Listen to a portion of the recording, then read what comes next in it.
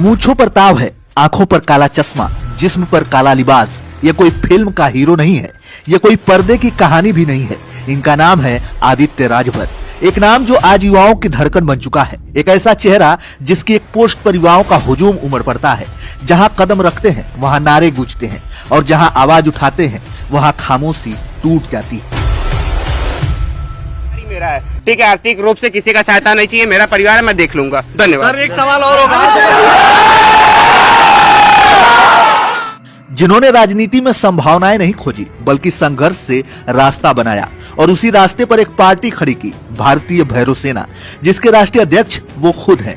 लेकिन कहानी यही नहीं रुकती। इसी पार्टी का एक सिपाही था दीपक राजभर, एक नौजवान, एक उम्मीद, एक सपना, जिसे दिन दहाड़े गोलियों से छलनी कर दिया गया।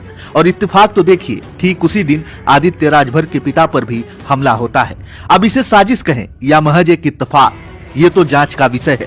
लेकिन सवाल ये है, इतनी नफरत एक ही दिन, एक ही विचार के खिलाफ क्यों?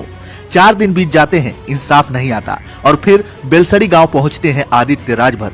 न कोई सुरक्षा का घेरा, न कोई सत्ता का घमंड, बस एक इंसान और उसके साथ युवाओं का जनसैलाब। भीड़ को चीरते हुए वो उस घर तक पहुंचते हैं जहां एक मां की गोद उजड़ चुकी है, जहां एक बहन की दुनिया लुट चुकी है।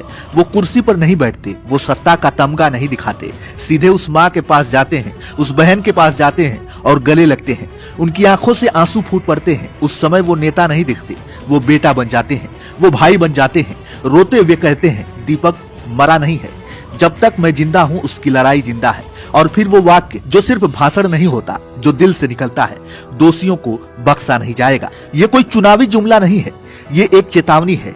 ये उस माँ के आंसुओं की कसम है जो आज भी अपने बेटे को आवाज देती है। ये उस बहन की चीख है जो अब भी राखी किसे बांधेगी उसे पता नहीं। आज सवाल सिर्फ दीपक राजभर की हत्या का नहीं, आज सवाल उस सोच का है जो युवाओं की आवाज से डरती है। अगर सच बोलना गुनाह है तो आदित्य राजभर गुनहगार है। अगर अन्याय के खिलाफ खड़ा होना जुर्म है तो ये जुर्म वो बार बार करेंगे, क्योंकि ये कोई फिल्मी हीरो नहीं है, ये आदित्य राजभर है। ये उस आग का नाम है जो बुझाई नहीं जा सकती, लोगों के दिलों में जलाई जाती है।